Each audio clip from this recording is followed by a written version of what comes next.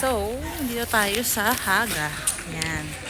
Sa lahat ng mga things to do dito sa Gothenburg, ito yung laging consistent na kasama. So, yan ang gagawin ko ng walking tour. So, dito daw masarap magfika and maghanap ng mga souvenir. So, ito yung old street nila na pinreserve nila. So, parang pag pumunta ka dito, yun, para kang nag-step through back in time ka. Kung ano ba talaga yung tsura ng Gothenburg before. So, ito pa rin siya. Pinreserve nila dito. So, pumasok yung kaibigan ko dito. Bibili siya ng ayan. Lakris. Itong puro lakris. Laro lakris.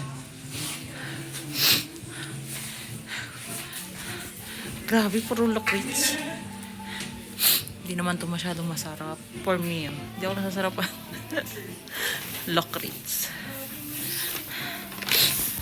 It's an acquired taste.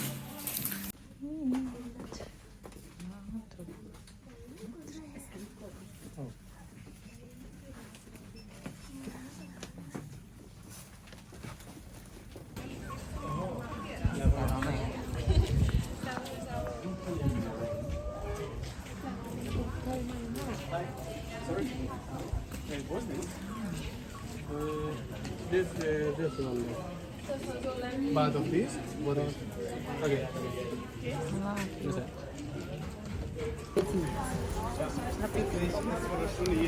Ayan na, nas na ito ng Haga.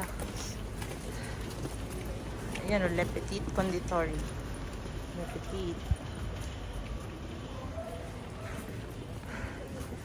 Hagaet.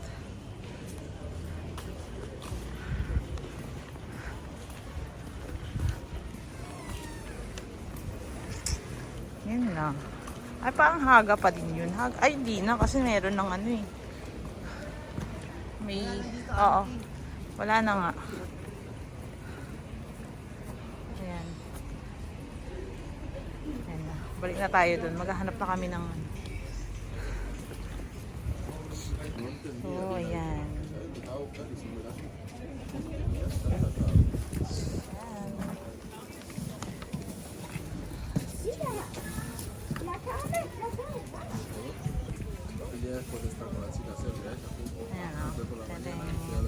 So, ito yung friend kong living the life din siya. Yan. Ayan, Ganito, oh. uminom ng beer dito.